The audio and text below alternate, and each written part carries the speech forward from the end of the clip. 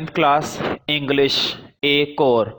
और इसमें मैं अब तुम्हें बताऊंगा ड्रामा है, उसका नाम है बिशॉप कैंडलस्टिक्स। अच्छा, ड्रामे का नाम ये क्यों पड़ा है बिशॉप की कैंडलस्टिक्स? तुम देख सकते हो इस ड्रामे को लिखने वाले राइटर का नेम बताया गया है नॉर्मन मैकेनेल। ठीक है, ये इसके राइटर है और बहुत ही अच्छा ड्रामा है, ऐसी बात नहीं है। काफ़ी अच्छाई छुपी हुई है इस ड्रामे में, क्योंकि इसमें जो बिशप है वो कमाल का बंदा बताया गया है। ये एक ऐसा व्यक्ति है जो हमेशा गरीबों की मदद करता है, और किसी भी गरीब व्यक्ति के या किसी भी ऐसे व्यक्ति के जिसको दुख है, इससे बर्दाश्त नहीं होता है, ये तुरंत उसकी मदद कर देता है। और कई बार ये उस व्यक्ति की मदद करने के लिए किसी भी हद तक चला जाता है, अपने घर का कोई सा भी कीमती सामान बेच देता है, यहाँ तक कि अपने तन के कपड़े भी अगर किसी को ठंड लग रही है तो उसको पहनने के लिए दे देता है। तो मतलब इतने अच्छे दिल वाला व्यक्ति ये बिशप बताया गया है। तो बिशप का मैंने थोड़ा रफ आइडिया तुम्हें बताया है कि बिशप कैसा व्यक्ति है, अब तुम समझ गए होंगे। ये एक तरीके का काफ़ी काइंड पर्सन माना जाएगा इस ड्रामे के अंदर। इसके अलावा दूसरा कैरेक्टर है बिशप की सिस्टर का, जिसका नाम है पर्सम। तुम देख सकते हो जो नोट्स तुम्हें मिला हुआ है उस नोट्स में उस दूसरे कैरेक्टर का नाम है पर्सम। अभी जब मैं नोट एक्सप्लेन करूंगा तब पता चल जाएगा, फिलहाल इधर देख लो। पर्सम ये है उसकी सिस्टर। ये अपने भाई से काफ़ी प्यार करती है, उसका ध्यान रखती है, उसकी काफ़ी केयर करती है। और इसी वजह से ये इसको थोड़ा डर भी बना रहता है कि मेरा भाई इतना दयालु है, हमेशा दूसरों पर दया दिखाता रहता है, दूसरों की मदद करता रहता है, उनके दुखों को कम करने की कोशिश करता है। तो पर्सन को थोड़ा डर लगता है कि कोई व्यक्ति इसको धोखा ना दे, कोई इसका गलत फायदा ना उठाए इसकी अच्छाई का। क्योंकि अक्सर क्या होता है, जब कोई व्यक्ति अच्छा होता है तो हर कोई उसे बेवकूफ़ बनाने की सोचता है, उसे धोखा देने की सोचता है, उसके साथ गड़बड़ करने की सोचता है। तो पर्सम को इस बात की चिंता रहती है कि कहीं ये धोखा ना खा जाए, इसे हर कोई बेवकूफ़ बनाता रहता है, इससे पैसे लूटता रहता है, ये गलत है। तो पर्सम कुल मिलाकर इतनी दयालु नहीं है, ठीक है, वो थोड़ी सी चालाक बहन है इसकी, जो अपने भाई का ध्यान तो रखती है और साथ ही साथ कुछ इस तरह की बातें करती है। इसके अलावा इनके घर में एक नौकरानी है, मेड है, जिसका नाम है मैरी। और मैरी जो है इनके घर की देखभाल भी करती है, इनका घर का काम भी करती है, और ऐसी बात नहीं है, इनके घर के मेंबर की तरह ही है। तो इसके बारे में कुछ ज़्यादा बताया नहीं गया है। तो कहानी शुरू होती है, ड्रामे की स्टार्टिंग पॉइंट है ये। तो जो सिस्टर है इसकी पर्सम, वो घर में है और रात का समय हुआ हुआ है, काफ़ी ठंड है बाहर, इतनी कड़ाके की ठंड है कि कप कपी छूट रही है। तो पर्सम अपनी नौकरानी से पूछती है, मैरी से, कि बिशप कहाँ है, बिशप कहाँ गए हैं। वो अपने भाई के बारे में पूछती है मैरी से। तो मैरी बताती है कि मेरी माँ की तबीयत खराब थी कई दिनों से, तो वो मेरी माँ को देखने के लिए गए हुए हैं, उनके लिए दवाई वगैरह लेने के लिए। तो जब तो ये कुछ नहीं कहती है पर्सम, लेकिन वो सोचती है कि किस तरह से वो हर दिन हर समय इस काम में लगा रहता है, गरीबों की मदद करने में लगा रहता है। तो वो उसकी माँ को देखकर आ ही रहा होता है बिशप। जैसे ही वो घर में एंट्री करता है तो पर्सम उस पर तुरंत चिल्लाती है कि इतनी ठंड में तुम कहाँ गए थे। और ऐसे में उसने क्या करा है, बिशप ने उसके जो शरीर पर गर्म कपड़े थे उसमें से एक कपड़ा भी कम है, वो उसकी माँ को दिया है हुआ, क्योंकि ठंड उसे काफ़ी लग रही थी, तो उसने बदले में उसको वो कपड़े भी दे दिए। तो इस बात पर पर्सन काफ़ी डांटती है और काफ़ी परेशान भी हो जाती है कि तुम्हें ऐसा नहीं करना चाहिए। अक्सर तुम लोगों के भले के लिए इस तरह से दान करते रहते हो, चीज़ों को बांटते रहते हो, मदद करते रहते हो, ये इतना बढ़िया काम नहीं है। ऐसे में तुम्हें कोई भी व्यक्ति धोखा दे सकता है आसानी से। तो वो पर्सन अपनी चिंता भी दिखा रही है बिशप पर, लेकिन बिशप को एक ही चीज़ पता है कि वो इसके बदले सिर्फ एक ही जवाब देता है कि मैं तो लोगों के लिए कुछ भी नहीं कर पा रहा हूँ, मैं तो लोगों की पीड़ा को बस रत्ती भर ठीक कर रहा हूँ, वरना हमारे पास और चीज़ें होती और पैसा होता तो मैं लोगों की मदद खूब करता।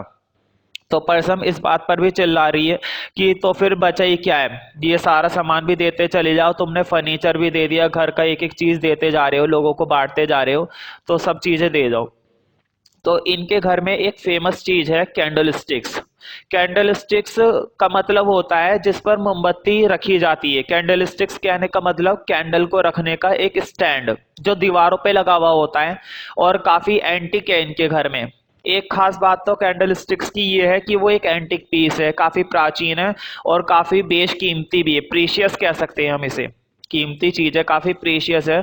तो एक तो वो वॉल पे लगा हुआ है और थोड़ा महंगा भी है क्योंकि एंटीक है। दूसरी और खास बात यह है कि जब विशप और परसम की मां मर रही थी, मतलब जब वो बीमार थी और अपने मरने के चरण पर पहुंच चुकी थी, तब उन्होंने अपनी अंतिम सांस में ये कैंडल स्टिक्स अपने बच्चों को सौंपी थी अपनी निशानी के तौर पर।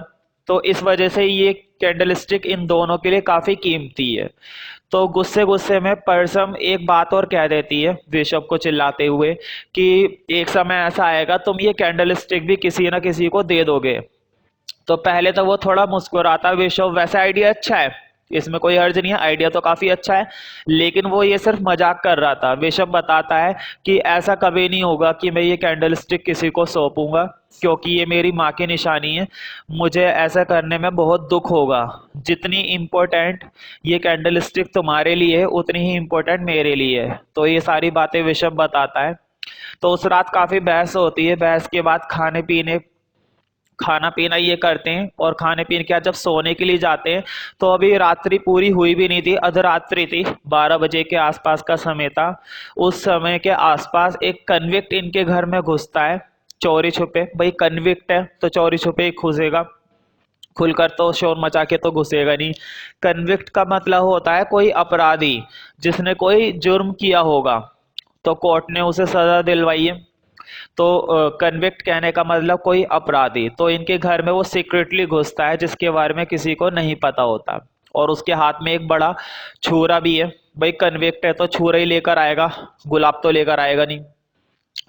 तो वो चोरी छुपे इसके अंदर घुस जाता है और बिशप को धमकाता है कि उसने शोर मचाया तो वो सेट कर देगा उसका गला।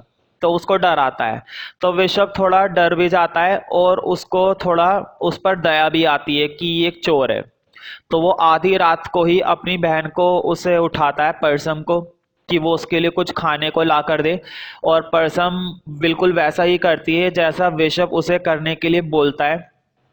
एक वजह तो ये है कि बिशप बोल रहा है, और दूसरी वजह ये कन्विक्ट के हाथ में इतना बड़ा छुरा है तो वो थोड़ा डर भी रही है, इसलिए वो शोर भी नहीं मचा रही है और चुपचाप उसे खाने के लिए लाके देती है सामान।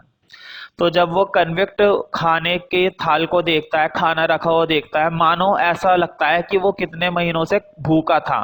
वो खाने पर बिल्कुल टूट पड़ता है, छुरा एक तरफ रख देता है और खाना खाता रहता है। उसको विस्की लाके दी जाती है, बियर वगैरह लाके दी जाती है। उसका जब पेट टुल हो जाता है तो बिशप उसे कहता है कि तुम आज खाना तो वो खा ही रहा होता है। खाना खाने के बाद कन्विक्ट अपनी दुख भरी कहानी बिशप को सुनाता है। वो ये कहता है कि मैं अपराधी नहीं था, अपराधी से पहले मेरी वाइफ की काफ़ी तबीयत खराब थी, वो हॉस्पिटल में थी, और उसको बचाने के लिए मेरे पास पैसे भी नहीं थे। इतनी बुरी हालत थी कि उसको भूख लग रही थी और मेरे पास खाना खरीदने के लिए भी पैसे नहीं है। तो मैं उसके खाने के लिए चोरी करने गया था, और खाने की चोरी करते समय मैं पकड़ा गया और मुझे 10 साल की सजा सुनाई गई खाने के जुर्म में। इसमें जब से मैं अपराधी बन गया, और तो और जब मेरे को जेल में रखा गया तो मेरे साथ ऐसा सलूक किया जाता था मानो जानवर की तरह। मुझे जंजीरों से बांध कर रखा जाता था, मुझसे काम करवाया जाता था, और खाने को भी इतना अच्छा नहीं दिया करते थे। तो बिशप को उसकी ये दुख भरी कहानी सुनकर काफी दुख महसूस होता है और उसे इस पर दया आती है। तो वो उसको सहानुभूति देता है, सिंपैथी देता है, और कहता है कि आज रात तुम यहीं आराम कर लो, कल चले जाना।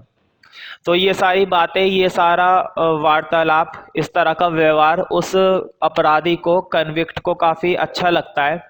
उसे ऐसा महसूस होता है कि वो किसी अपने के साथ बैठा हुआ है इस समय। लेकिन है तो वो अपराधी, इतनी आसानी से तो मानेगा नहीं। वो पहले तो मान जाता है, ठीक है मैं सो जाऊं। जब बिशप और परसम अपने अपने कमरे में सो जाते हैं तो ये बीच में उठता है, और वो जो इम्पोर्टेंट कैंडल स्टिक थी जो दीवार पे लगी हुई थी, जो इसने पहले ही देख ली थी अपराधी ने, उसको उखाड़ कर चोरी करके भग जाता है।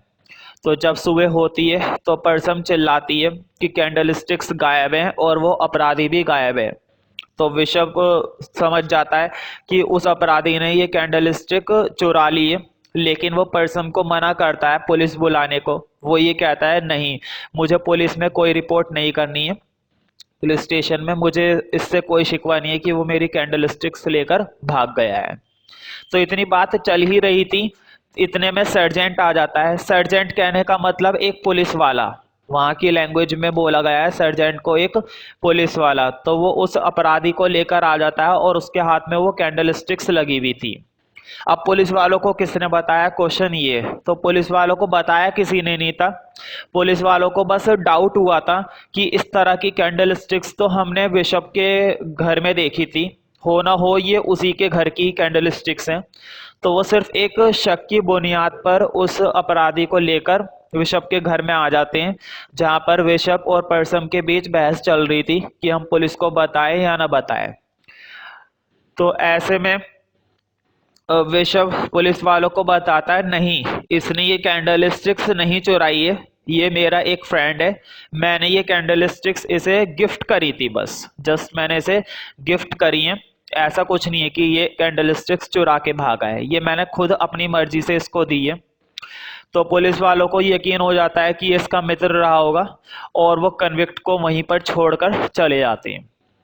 तो कन्विक्ट अब काफी दुखी हो गया है कि पहली बार उसको किसी ने ऐसा मित्र बोला है, और दूसरी चीज ये कि इस बिशप ने उसे पुलिस के हवाले नहीं करा, और जबकि उसने उसकी इतनी महत्वपूर्ण कैंडलस्टिक्स चुरा ली थी।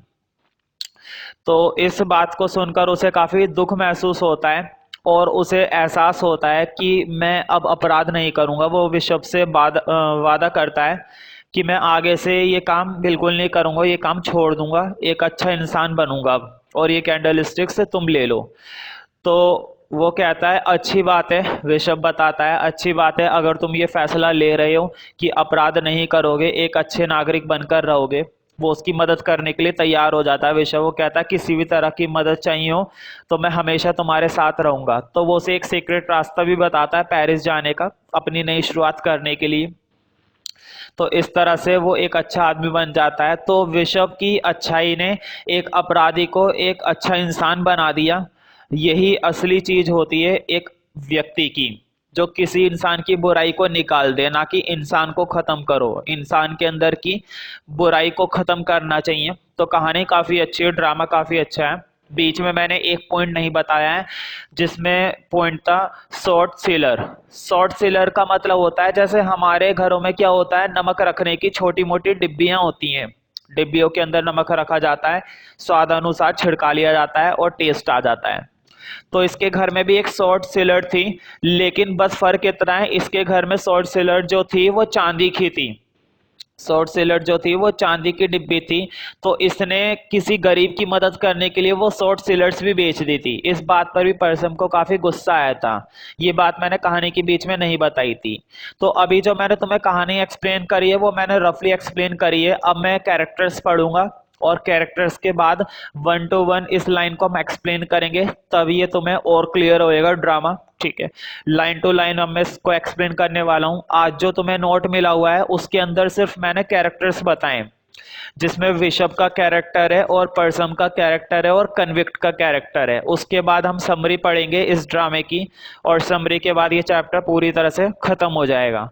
तो स्टार्ट करते हैं। नोट्स तुम लोगों के पास है इस समय। ठीक है, ड्रामा 2 वेशव्स कैंडलस्टिक्स, मतलब वेशव की कैंडलस्टिक, मोमबत्तियों का stand, by Norman Maclean. Character sketch. तो देखो कैरेक्टर स्केच के लिए पहला पॉइंट है ए पॉइंट, जो विशप के लिए आया है। He is a very noble and simple person. Noble मतलब बहुत ही ज्यादा समृद्ध, दूसरों की मदद करने वाला व्यक्ति, और एक सिंपल पर्सन। सिंपल पर्सन मतलब जो ज्यादा हाव भाव तरीके से नहीं रहता है, एक साधारण सा व्यक्ति, एक ऐसा व्यक्ति जिसे अपने लिए कुछ नहीं चाहिए, जो सिर्फ दूसरों की मदद करने के लिए ही बना है और दूसरों की मदद करता है। मतलब वो एक नोबल मैन है, एक अच्छा व्यक्ति है, बेहतर व्यक्ति है, समृद्ध व्यक्ति है। Who always ready to help anyone in the distress, जो हमेशा मदद करता है हर किसी की, हर एक की, जो भी डिस्ट्रेस में होता है। डिस्ट्रेस का मतलब होता है दुख में होता है। जो भी व्यक्ति पीड़ित होता है या किसी परेशानी में होता है तो उसकी मदद करने के लिए बिशप हमेशा रेडी रहता है, तैयार रहता है। इसे कोई प्रॉब्लम नहीं होती है किसी भी व्यक्ति की मदद करने में अगर वो दुखी है तो। आगे देखते हैं। He has all the characteristics of a good human being, उसके अंदर एक अच्छे मानव होने के सभी गुण हैं। मतलब उसकी विशेषता बिल्कुल ऐसी है जैसे एक अच्छे व्यक्ति की होती है। ये कि एक अच्छा नागरिक बनने के लिए जो जो गुण चाहिए वो सारे गुण उसके अंदर निहित हैं। ठीक है, खुद को बड़ा ना मानना और दूसरे को छोटा ना मानना, ये एक सबसे बड़ा गुण होता है। एक व्यक्ति चाहे कितना भी अमीर हो, कितनी भी उसके पास एंटीक चीजें हो, कितना भी बड़ा बंगला हो, खुद को हमें बड़ा नहीं मानना चाहिए। और दूसरा चाहे कितना भी गरीब हो, कितना भी खाने के लिए दिक्कत हो, उसको छोटा नहीं मानना चाहिए। ये एक सबसे बड़ी विशेषता होती है किसी भी इंसान के लिए, सिर्फ बड़े इंसान के लिए नहीं, हर स्तर के इंसान के लिए एक सबसे बड़ी खासियत है। When he hears the story of the convict, जब वह कहानी सुनता है कन्विक्ट की, जो अपराधी, मैंने अभी रफ आइडिया बताया था कहानी का, तुम्हें मालूम है कन्विक्ट कौन था।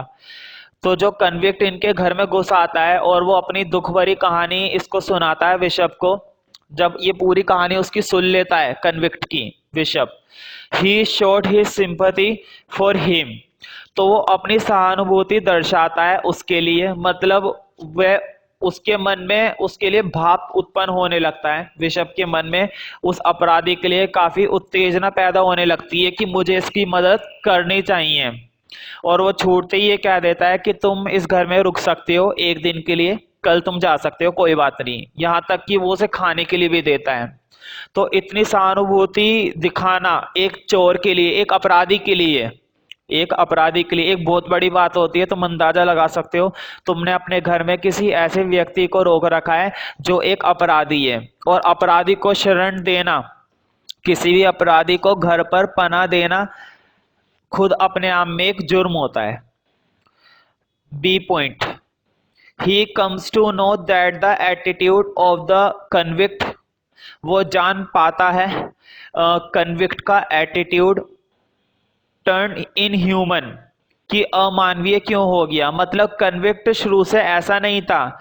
जब उसने कन्विक्ट की पूरी कहानी सुनी थी बिशप ने, तो बिशप को पता चल गया कि इसका जो व्यवहार है वो अब हुआ है अमानवीय। पहले तो ये मानव ही था, पहले तो ये एक अच्छा इंसान ही था। इसके साथ ऐसी घटना हुई जिसकी वजह से ये कैसा हो गया, इनह्यूमन हो गया। मतलब इसका एटीट्यूड किस में बदल गया, इनह्यूमन में, due to bad treatment in the prison, क्योंकि इसके साथ जेल में जो व्यवहार किया जाता था वो बहुत ही बुरा था।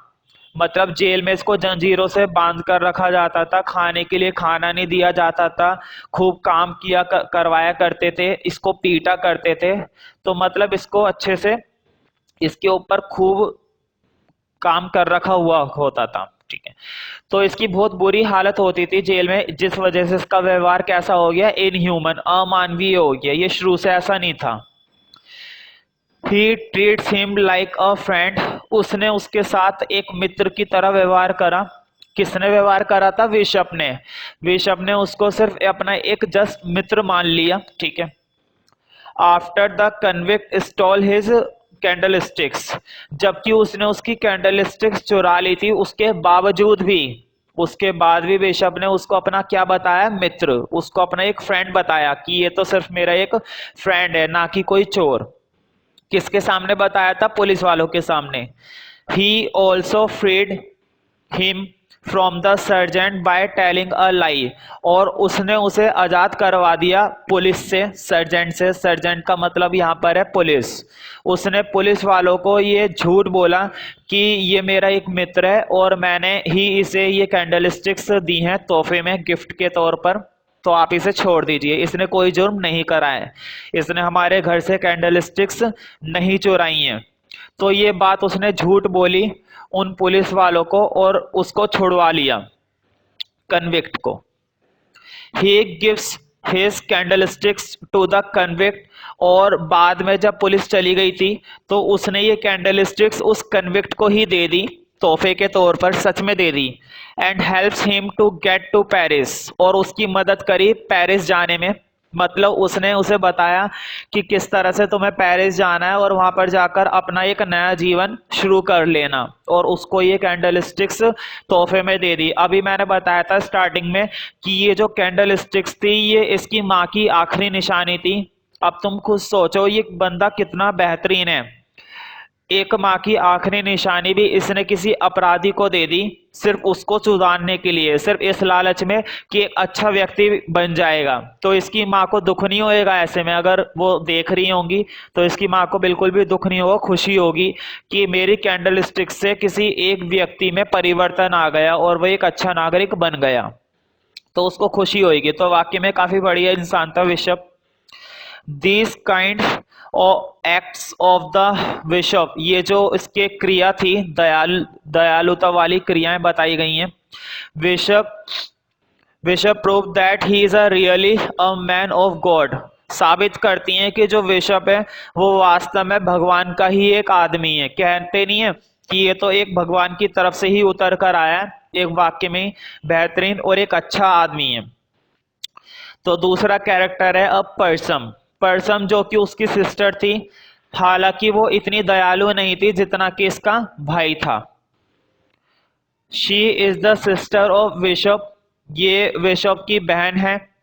शी वॉज नॉट जेनरस, वो इतनी समृद्ध नहीं है, दूसरों की मदद करने वाली नहीं है इतनी, एंड काइंड, और इतनी दयालु नहीं है, एज हर ब्रदर, जितना कि उसका भाई है।